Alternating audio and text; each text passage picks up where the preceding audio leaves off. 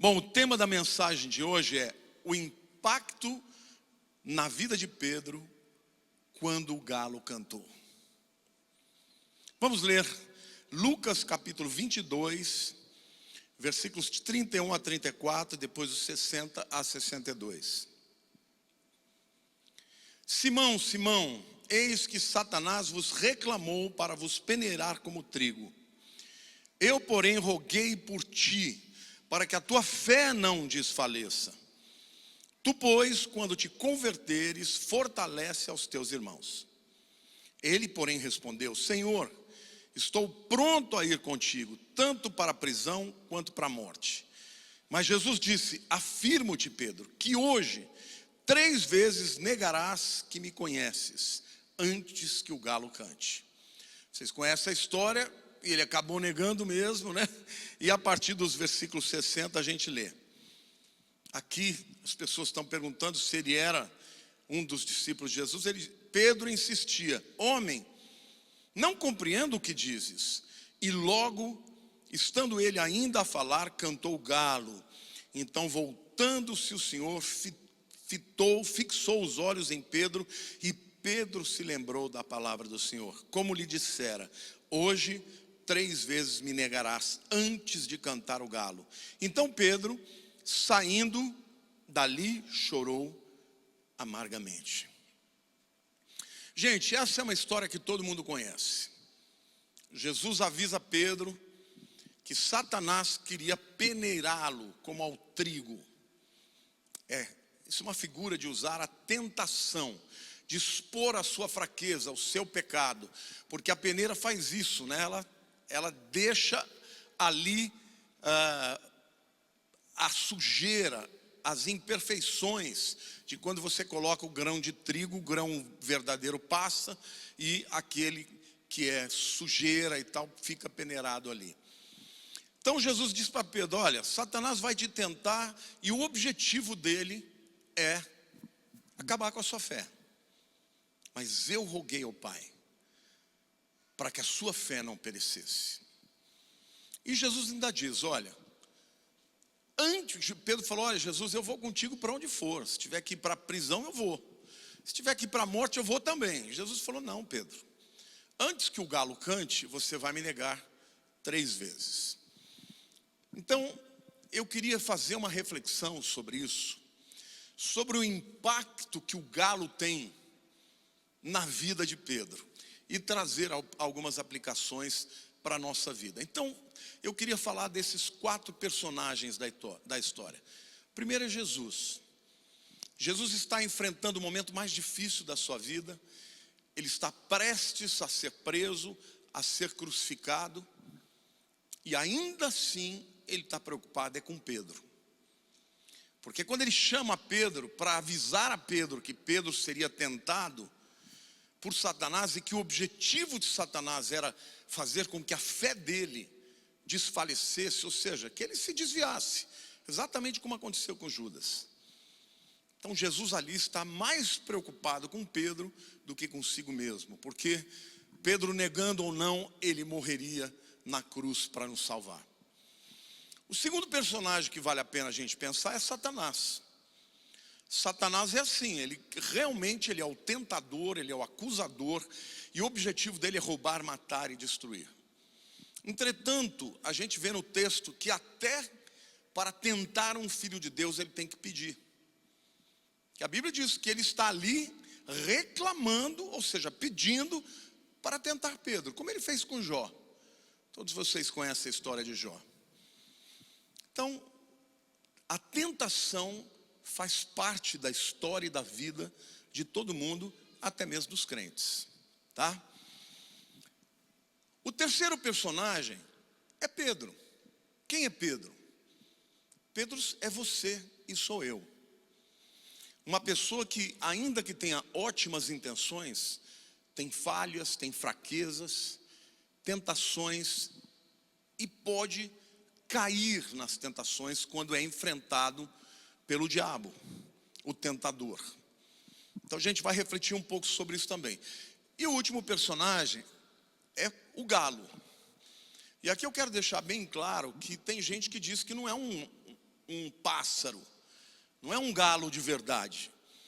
Alguns chegam a afirmar que esta era a maneira como o soldado romano chamava a trombeta que avisava que a terceira vigília da noite havia terminado. Tá? Para vocês entenderem como é que eram os turnos, a primeira vigília era das 6 da tarde até as 9 da noite.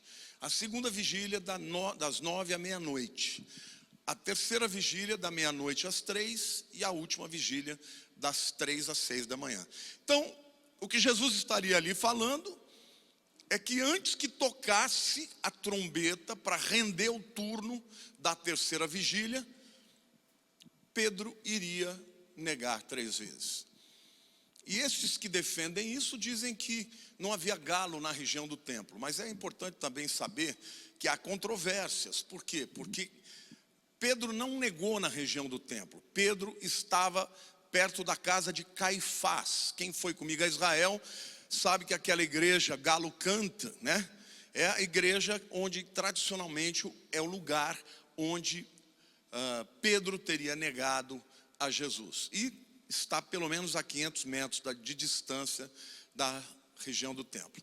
Então, seja um galo de verdade, seja uma trombeta, o fato é que esse personagem, ou essa personagem, representa um papel muito importante na nossa vida também, não só na de Pedro. Como é que eu quero pedir a ajuda de vocês? Nós vamos refletir sobre tudo isso que está acontecendo, trazendo para os nossos dias.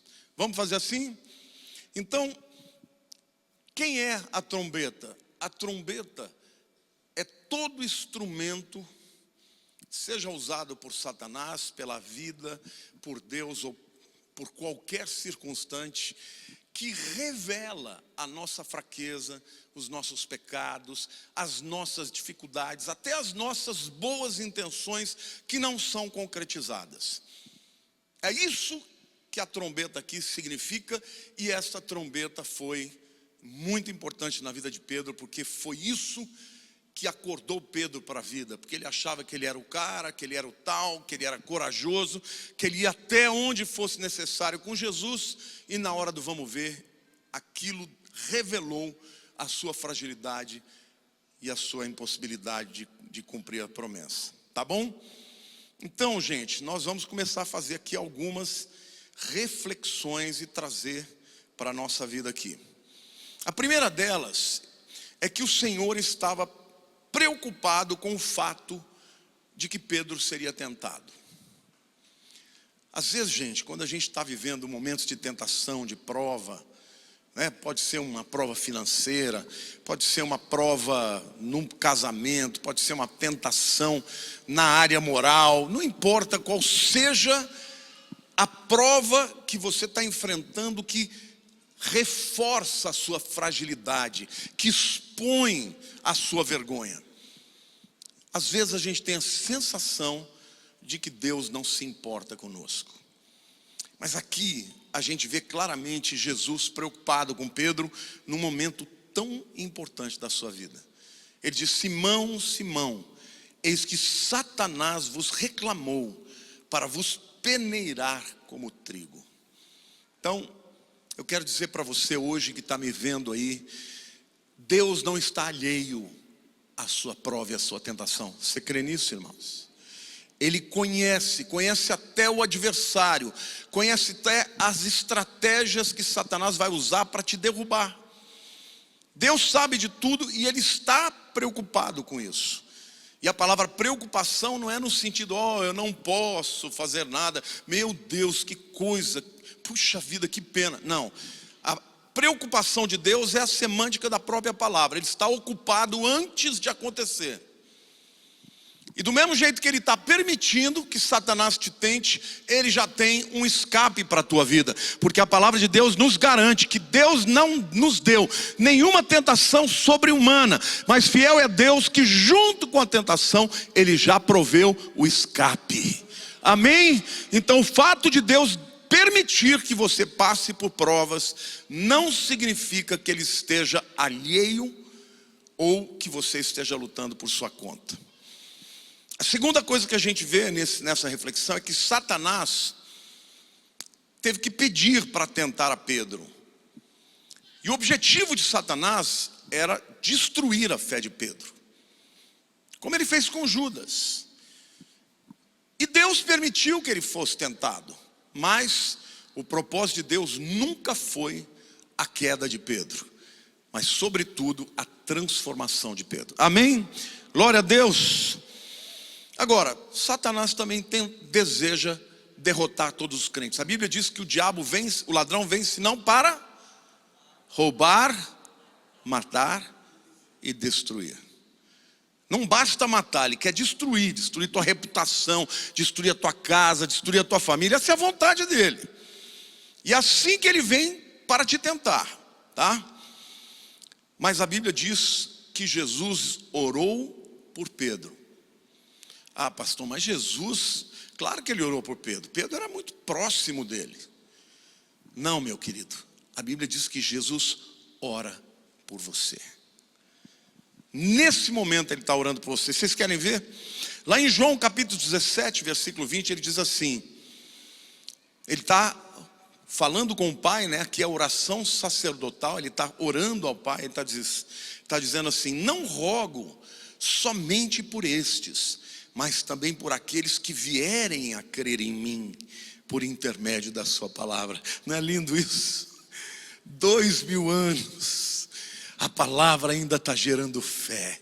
2000 anos se passaram e pessoas estão dizendo para Jesus: eu creio, eu te aceito como meu Senhor e meu Salvador. E Jesus está orando lá, naquele momento ele já está orando por você e por mim. E sabe, queridos, há muito tempo atrás eu li um artigo dizendo que hoje os cientistas já têm um aparelho que consegue captar sons e vozes de centenas de anos atrás, porque a sua voz, ela é um som, né? Tem comprimento de ondas, ela vai rebatendo e tal. É óbvio que para os ouvidos humanos isso se dissipa, mas diz que esse aparelho era capaz de captar ondas de som que haviam sido emitidas há centenas de anos. Queridos, bastava aquela oração do Pai, de Jesus lá atrás: Senhor, eu estou orando não só por esses aqui, eu estou orando por todos aqueles que ainda crerão em mim através da tua palavra. Isso já seria suficiente para que a oração de Jesus fosse por você e por mim. Amém? Você pode dar um glória a Deus aí, igreja? Aplauda o Senhor.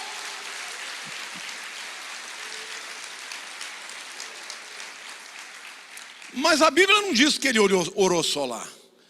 Lá em Hebreus capítulo 7, versículo 21 diz assim: mas este com juramento por aquele que lhe disse: o Senhor jurou e não se arrependerá, tu és sacerdote para sempre. Você sabe o que o sacerdote faz? O sacerdote, ele intercede a Deus pelo povo. O profeta intercede ao povo por Deus. O profeta é o intermediário entre Deus e o homem. Deus fala com o profeta fala com o homem. Mas o sacerdote, os homens, pedem que ele interceda ao Pai.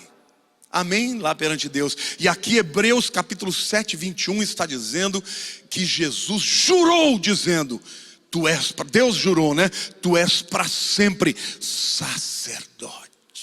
Nesse momento agora, Jesus está diante do Pai, intercedendo pela sua vida. Você pode aplaudir o Senhor, você pode dizer obrigado, Senhor.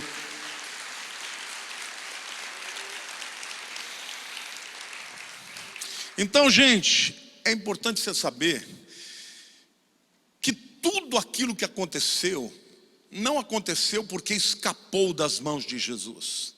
Jesus sabia, ele podia impedir, mas não impediu. Por quê? Porque aquela situação seria importante na vida de Pedro, para que ele fosse transformado, deixasse de ser um homem superficial, para se tornar um homem convertido de verdade. Um homem que tinha realmente amor por Jesus, estaria disposto a viver por ele, mas também a morrer por ele, como aconteceu.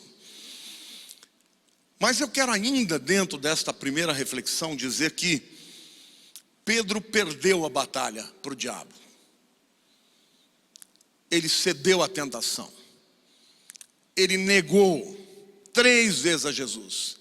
Mas eu pergunto para vocês, ele perdeu a guerra? Sim ou não? Por que ele não perdeu a guerra? Porque a fé dele não feneceu, não pereceu. A fé dele não foi destruída, ao contrário, ele foi transformado, se arrependeu e se tornou um grande homem. E no fim da sua vida ele foi levado pelos romanos e ele ia morrer crucificado, e ele pede: se eu vou morrer crucificado, não me crucifiquem como meu Senhor, me crucifiquem de ponta cabeça. Aquele homem antigo, cheio de ímpeto, cheio de paixões, incapaz de cumprir o que prometia para Deus, não existia mais. Mas vocês não tenham dúvida de uma coisa: foi quando aquele galo cantou e Jesus olhou para ele, que aquele homem foi transformado pelo arrependimento. Então aqui eu quero dizer para você, o diabo vai continuar te tentando, viu? Vai continuar te acusando. Algumas dessas batalhas você vai perder, mas a guerra você não vai perder, porque Jesus já ganhou a guerra por você. A Bíblia diz lá na cruz: para isso se manifestou o Filho de Deus, para destruir as obras do diabo. E outra, se ele soubesse que você ia se perder, ele não permitiria aquela tentação, porque não sobreveio a vós tentação sobre-humana, mas fiel é Deus, porque junto com a tentação há uma porta de escape. Graças a Deus. Então, de fato, Pedro negou as 3 vezes, ficou envergonhado. Quando Jesus olhou para ele, ele se arrependeu e chorou. Se tornou o primeiro grande líder da igreja. Não é lindo isso, gente? Não é maravilhoso isso? Eu fico pensando nisso, né? Como Deus é misericordioso e como Deus tem o desejo de transformar as vidas. Então não importa o que você tenha feito, e tampouco importa o que você esteja fazendo agora. Se você se dispuser a se arrepender e entregar a tua vida para Jesus, a tua derrota vai ser transformada em vitória. A tua vergonha vai se tornar um grande testemunho. Amém, igreja? Glória a Deus. Eu fico pensando que nesse tempo de pandemia, muitos de nós temos sido expostos, né? Famílias expostas. Pessoas que não podiam conviver entre si estão agora revelando as suas fragilidades dos relacionamentos.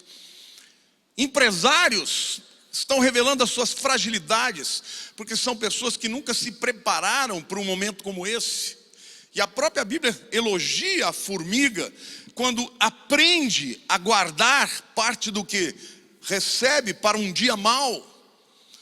Então eu creio que a pandemia também está revelando isto, revelando pessoas irresponsáveis, pessoas que viveram o momento, o dia, mas nunca se preocuparam com o amanhã. Eu estou dando exemplos aqui, mas existem muitas outras áreas que estão sendo reveladas nesse momento. Mas saiba, do mesmo jeito que Jesus sabia que Pedro seria tentado, que Pedro iria negá-lo, a hora que ele ia negá-lo, Jesus sabia dessa pandemia, e ela não veio para a morte, para fim, ela veio para que você seja transformado e que a tua vida possa glorificar mais a Deus. Você crê nisso? Então podemos passar aí para a segunda reflexão. E eu quero refletir agora sobre o tempo preciso em que o galo cantou. A hora em que Pedro negaria foi profetizada. Jesus não só profetizou que ele ia negar, Jesus ainda falou: vou te dar uma dica. Quando você me negar pela 3ª vez, o galo vai cantar. Então seja o galo cantando, seja o toque da trombeta romana dizendo que o turno da 3ª vigília acabou. O fato é que aconteceu na hora exata que Jesus chamou, avisou. Amém ou não? Então eu quero dizer uma coisa para você, meu querido. Nada escapa da vontade de Deus. Isso é bom para você ou ruim? Não é bom você saber que Deus sabe até a hora que você vai pecar? Não é bom para você saber que Deus sabe até quem é que vai te tentar e o jeito que Ele vai te tentar?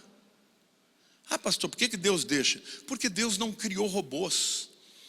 Deus quer que a tua escolha seja uma escolha voluntária. Ele não faz uma lavagem cerebral. Não, você vai ter que me seguir. Não, Ele vai e fala com você, o Espírito te convence, o Espírito sopra, fala com você, mas as escolhas são suas. Quando o tentador vem, ele já te avisou. E muitas pessoas que caem sabendo no que vão cair. Por quê? Porque aquele que é de Deus, Deus revela. Mas o que eu acho lindo aqui é que até o galo tem o seu papel. Tá? De novo, o galo pode ser um pássaro, pode ser uma trombeta, pode ser essa pandemia. O galo é aquele instrumento que Deus vai usar para revelar na tua vida algo que tem que ser transformado. Não é isso? Para Pedro, foi mostrar para ele que ele era um garganta, que paroleiro, falava, mas não cumpria. E para você, o que é o galo na tua vida? O que Deus está falando com você? Eu quero dizer que esse gado, aqui é metaforicamente, tá? Esse galo acordou cedo para cumprir o seu papel.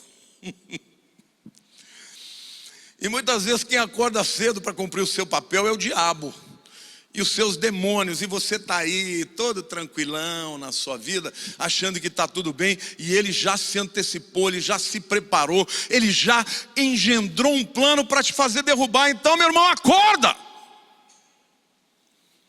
Acorda, porque o inimigo está aí ativo, ele vem para roubar, matar e destruir. O galo acorda os homens também. E está cheio de gente no meio da igreja que está dormindo. Eu gosto muito da carta de Paulo aos Tessalonicenses, porque a carta inteira fala do arrebatamento. No capítulo 4 ele fala do arrebatamento, mas no capítulo 5 ele começa a descrever que a vinda de Jesus é como o ladrão da noite. E que vai pegar a grande maioria das pessoas no mundo dormindo de surpresa, porque eles não estão nem aí, eles nem imaginam que Jesus vai voltar. Mas ele diz assim para os Tessalonicenses: mas vocês não são como os que dormem, porque vocês são da luz e do dia, e por isso o dia do Senhor não os pegará de surpresa, porque vocês não estão dormindo. Então olha para a pessoa do teu lado e diga assim: acorda. Diga assim: o galo está cantando. Porque, gente, o que está acontecendo no mundo não tem precedente. Não tem precedente na economia, não tem precedente social, não tem precedente na política, não tem precedente em nenhum outro setor, em outra esfera. Como eu disse para vocês, eu traduzi recentemente uma das 100 maiores CEOs do mundo. Uma mulher de um inglês assim, de altíssimo nível. Eu tinha que prestar uma atenção lascada para poder encontrar as palavras certas de economia que ela estava dizendo. Mas de repente ela respondeu uma pergunta lá de um dos pastores daquele grupo. Ele perguntou sobre economia, ela falou uma coisa assim, ela disse: olha, gente, os economistas não têm a mínima ideia do que está acontecendo. Todos os modelos econômicos estão sem resposta para o que está acontecendo. Porque normalmente quando a bolsa sobe, o dólar cai, quando o dólar cai, quando o dólar sobe, a bolsa cai, e fala de outras commodities importantes como o ouro e como o petróleo. E ela falou: agora está tudo louco. O dólar está subindo, o ouro está subindo, o petróleo está subindo, a bolsa está subindo. Ela falou: olha, está tudo assim, ninguém sabe o que vai acontecer. E ela disse assim: preste atenção numa coisa ainda mais importante. Porque se ganhar no final do ano as eleições em novembro, se ganhar o Donald Trump, ainda os Estados Unidos serão aquele país que vai balizar e trazer equilíbrio porque ele tem uma política conservadora de fortalecimento do dólar. E além do fortalecimento do dólar, dos americanos se tornarem ainda uma nação forte que balizam a economia do mundo. Aí ela disse, mas se ganhar a esquerda, são globalistas que vão assumir o controle e vão fazer de tudo para o dólar cair, para vir uma moeda mundial única. Aí ela disse, me desculpem se parece que eu estou pregando, mas esse cenário, ele só tem resposta na visão dos pastores que falam que o governo do anticristo está sendo preparado. Ela falou, até meus parceiros israelenses falam que o Messias vem nos próximos 10 anos. Gente, eu estava traduzindo para um monte de pastores ali, eu falei, gente, vocês sabem que eu prego esse tema, então eu não estou inventando, tá? E tinha ali na sala, obviamente, pessoas que falavam inglês, que estavam entendendo o que ela estava falando. Mas isso, o que eu estou dizendo? Eu estou dizendo que esta quarentena é o galo cantando e avisando a igreja que é hora de acordar. Amém? Então não viva a sua vida como se fosse uma vida qualquer, como se o diabo não existisse, como se as tentações não existissem, como se o plano dele não fosse destruir você, a tua família, o propósito de Deus para a tua vida. Abra os olhos, acorde. Assim como Pedro acordou, amém, igreja? Tem uma criança ali que falou amém. Eu gosto quando as crianças dizem amém. A terceira reflexão, portanto, eu quero dizer que Deus usou o galo e ainda usa o galo como aquele que expõe a fraqueza. De novo, porque tem gente na internet que fica se pegando em filigranas. Se você crê que é uma trombeta, Deus usou a trombeta. Se você crê que é o galo, Deus usou o galo. Não importa, Deus usa o que tiver que usar para expor a nossa fraqueza, mas não para nos envergonhar, mas para nos transformar. Deus sabe até a hora da tua queda. E pode ser que essa trombeta ou esse galo seja uma pessoa. Pode ser o teu chefe, pode ser alguém da tua casa, pode ser um líder espiritual, pode ser uma circunstância. Alguém que vai expor a tua fraqueza para que você tenha a oportunidade de mudar. Amém? Por último lugar, eu quero dizer que o poder transformador do olhar de Cristo está lá nos versos 60 a 62. Mas Pedro insistia, homem, não compreendo o que dizes. E logo, estando ele ainda a falar, cantou o galo. Então voltou-se o Senhor, fixou os olhos em Pedro, e Pedro se lembrou da palavra do Senhor. Como lhe dissera, hoje 3 vezes me negarás, antes de cantar o galo.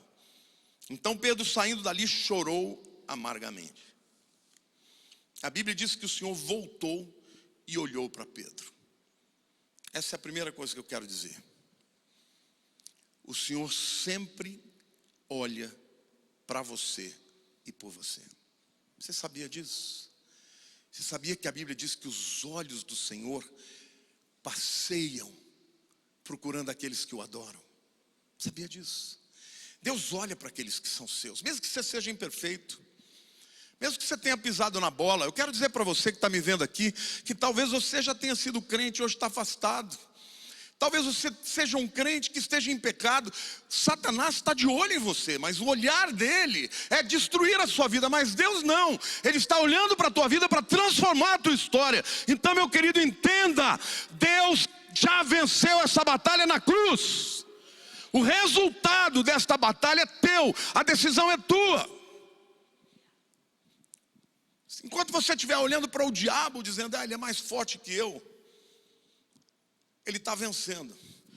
Mas no momento que você entender que quem está olhando por você é aquele que venceu definitivamente, o Senhor dos senhores, o Rei dos reis, você vai ter a oportunidade de tomar a decisão correta. Amém ou não? O Senhor voltou e olhou para Pedro. Com tudo que estava acontecendo na vida de Jesus, ele teve tempo de mais uma vez olhar para Pedro, porque ele não queria perder a Pedro. Deixa eu perguntar uma coisa para você. Você já pensou a respeito desse olhar? Já refletiu? Quantos aqui acham que foi um olhar daquele tipo assim, ó, eu te avisei? Porque às vezes os pais fazem isso, né? Eles falam, exaltam os filhos, ó, vai acontecer isso, e seu filho não ouve. Aí quando acontece, fala, eu te avisei. Foi esse olhar ou não?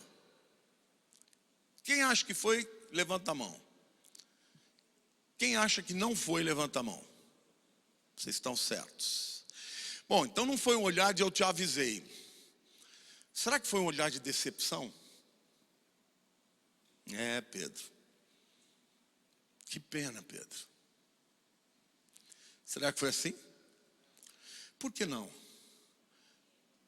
Ele já sabia. Decepção você tem quando aquilo te surpreende. Muito boa resposta. Era exatamente essa. Muito boa resposta. Não foi um olhar de surpresa. Como é que foi esse olhar então, gente? De compaixão, de misericórdia. Jesus sendo levado por Pedro. Pedro envergonhado, o galo acabou de cantar, ou a trombeta acabou de tocar. E Pedro falou, meu Deus, eu falhei. Mas naquele momento Jesus olha para ele, e eu creio que foi o olhar mais doce e mais compassivo que alguém pode ter recebido. Aquele olhar mudou a vida de Pedro. Eu penso tanto nesse olhar, que eu já até fiz uma música, né? Que até o Kiko, cadê o Kiko? Kiko cantou, né? Essa música. A gente podia cantar um dia essa música aqui, Pedro. Ô Pedro. Te chamei de Pedro. É isso, a música diz isso, né? Que olhar lindo, que olhar de mansidão, de misericórdia, de compaixão. E aquele olhar fez com que Pedro se arrependesse e chorasse. E a prova de que esse olhar não era um olhar acusatório, gente, que quando Jesus ressuscita, a primeira testemunha que o viu foi Maria Madalena e outras Marias e outras mulheres. Jesus fala para ela, vai até os discípulos, avisa os discípulos e a Pedro. Era como se ele estivesse dizendo, conta para ele que o erro dele acabou, eu ressuscitei, ele não vai ter que levar para a vida inteira, porque eu venci a morte, eu cumpri o que eu estava dizendo e vocês não tinham ideia. Então, meu querido, eu quero dizer para você, que quando você cai, Jesus olha para você dizendo, não é o fim. Você não vai ter que viver com este erro do passado para a vida inteira, porque eu tenho um outro plano para a tua vida, de transformação, de restauração. Amém? Você pode aplaudir o Senhor, você pode agradecer a Jesus por isto, meu irmão.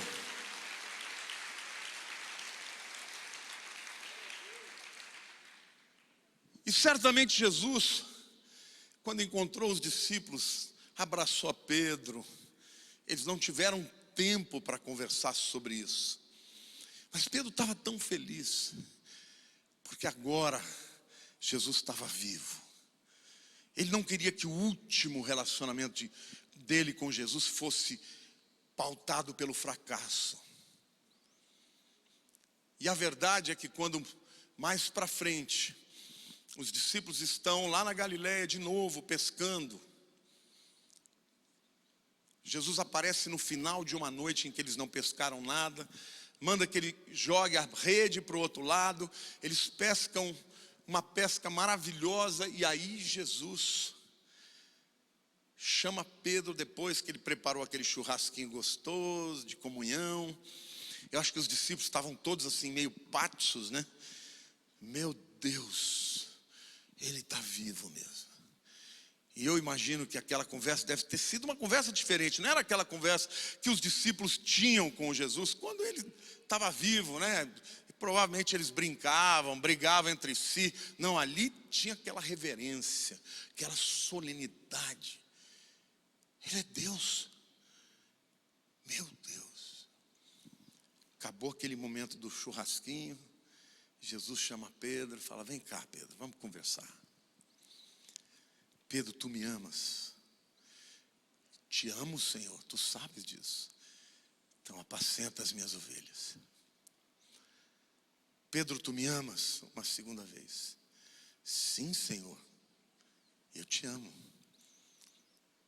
Então alimenta as minhas ovelhas. Pedro, tu me amas? E certamente Pedro entendeu que Jesus estava perguntando uma terceira vez. Durante muitos anos eu olhava para aquilo quase como se Jesus estivesse colocando Pedro no lugar dele. Nunca mais diga que você vai fazer uma coisa e não faz. Mas um dia eu tive um insight, sabe? Como se Jesus estivesse dando a ele a oportunidade de anular a negação com 3 declarações de amor. E a prova disso, que Jesus estava entregando para aquele homem vacilão, entregando para ele aquilo que mais precioso ele tinha, que eram as suas ovelhas. Porque o plano de Jesus para Pedro era que ele se tornasse um grande homem, um pastor de ovelhas. Desde o primeiro momento: vinde após mim, eu te farei pescador de homens. Pedro, Satanás tinha a intenção de te levar à destruição. Você caiu, você escorregou, você pecou, mas você será aquilo para o qual eu morri e aquilo que eu decidi para a tua vida. E eu quero dizer hoje para você, meu querido, este mesmo Deus que fez isso na vida de Pedro, Ele é capaz de fazer na minha e na sua vida, de cumprir o seu propósito, o seu chamado, de nos transformar.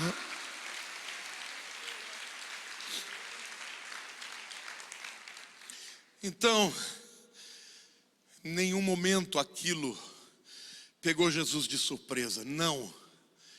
Ele sabia que Pedro precisava de um choque de realidade.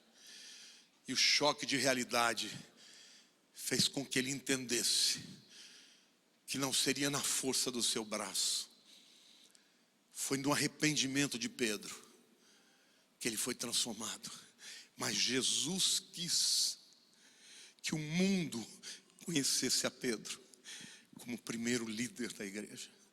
Por quê? Porque onde abundou o pecado, superabundou a graça.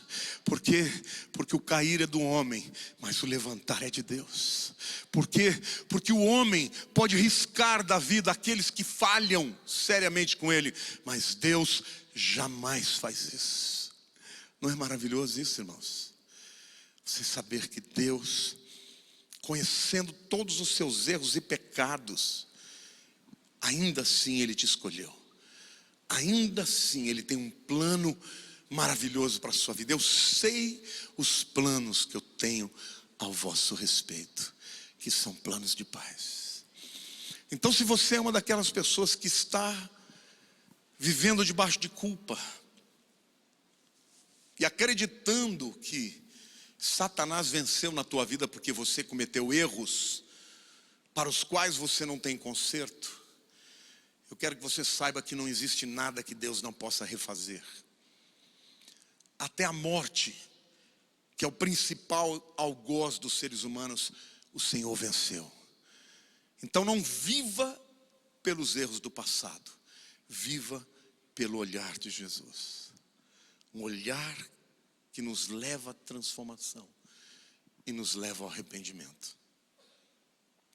Eu queria que você fechasse os seus olhos.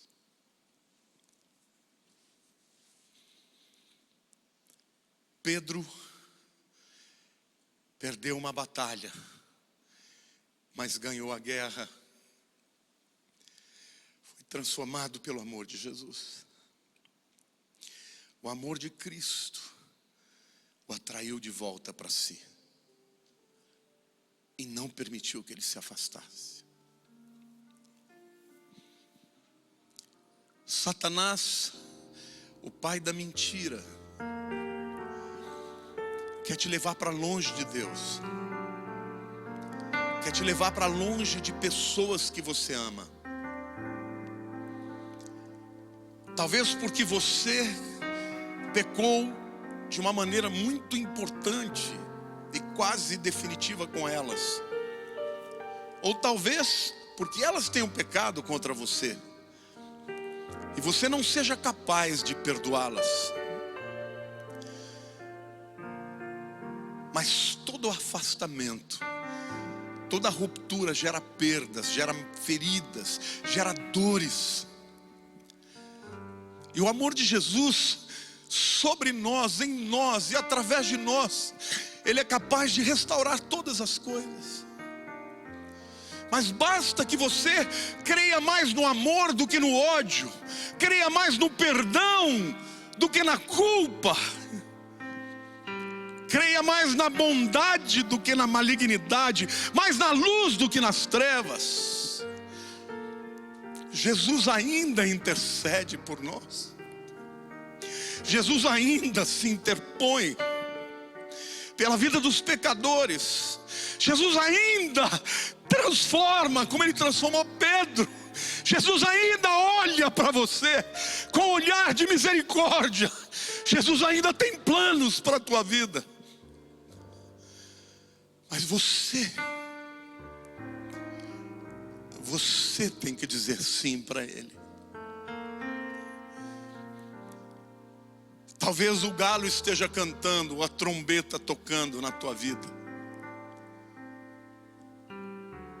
Mas Jesus está te olhando para te dizer: é verdade, meu filho, agora é a hora da decisão. Agora não dá mais para ficar do jeito que está. Você tem que fazer a escolha de vir para mim e deixar que eu transforme a sua vida, ou seguir o seu caminho sem a minha vontade. Porque essa escolha só você pode fazer.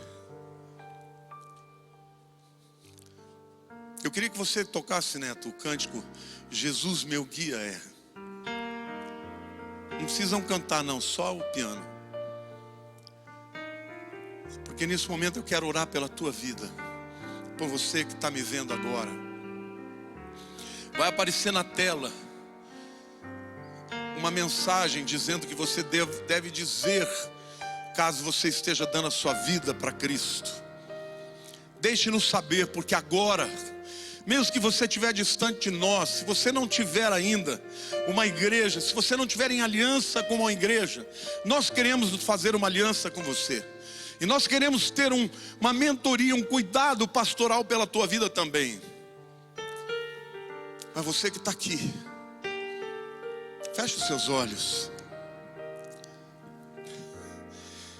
Esse mesmo Jesus que fez isso por Pedro,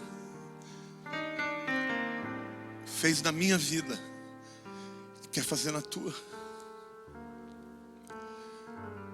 Quando a Bíblia diz que onde abundou o pecado, superabundou a graça, é verdade.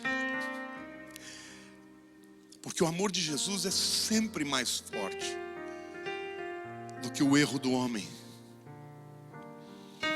Você não tem que andar com um espinho na tua ferida para o resto da vida, por aquilo que você fez.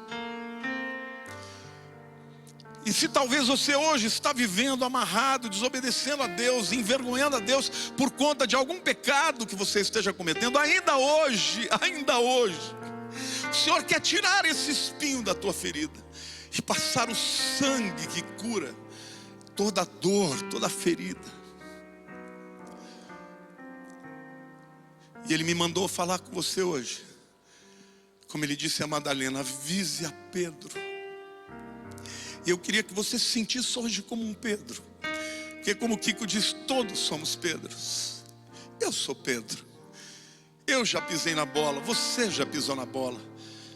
E muitas vezes nós pisamos muitas vezes na bola, mas é o arrependimento, é o olhar de Jesus que nos transforma. Então eu quero fazer uma oração com você. Você que está aí me vendo pela internet, e você que está aqui hoje. Se você hoje Tem algo na tua vida que está impedindo você de se entregar completamente a Jesus. Eu quero que você levante a mão onde você estiver, e eu vou orar por você. Eu não vou pedir para ninguém vir aqui à frente, por conta da pandemia. Graças a Deus. Há mais alguém? Levante a sua mão onde você estiver. Hoje é dia de você, de graças a Deus por essas vidas também. Graças a Deus lá atrás. Graças a Deus lá atrás. Graças a Deus lá atrás. Graças a Deus, aleluia. Aleluia, glorifica a Deus. Jesus é bom. Você que está fazendo essa oração hoje comigo, põe a mão, vocês todos, põe a mão no coração, diga: Senhor Deus, o acusador aponta os meus erros, mas hoje eu ouvi a tua palavra. Eu sou como Pedro.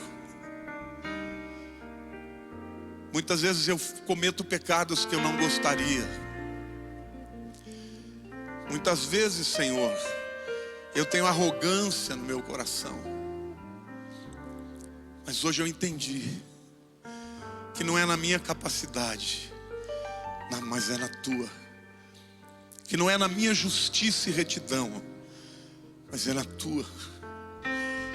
Hoje eu abro a minha boca e confesso Jesus como meu Salvador, como aquele que perdoa os meus pecados. Eu me arrependo dos meus pecados. E a partir de hoje, Senhor,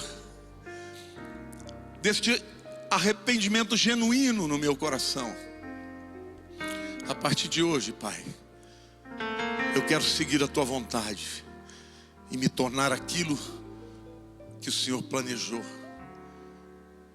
para a honra e glória do teu nome. Eu abro mão dos pecados que ficaram para trás e me seguro na tua promessa de que o Senhor agora está intercedendo por mim na presença do Pai. Aleluia. Eu vou glorificar o teu nome, Senhor, e eu vou contar às pessoas o que o Senhor fez na minha vida, para a honra e glória do teu nome. Obrigado, Senhor, porque ainda agora o Senhor está intercedendo pelo teu povo em todos os lugares desse planeta.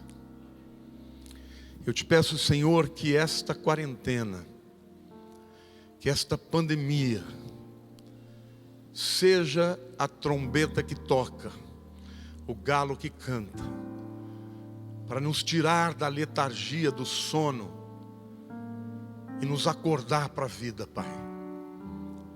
E que a graça maravilhosa de Jesus e que o amor do nosso Pai Celeste e as consolações do Espírito sejam com todo o teu povo, todos os dias, até a consumação dos séculos.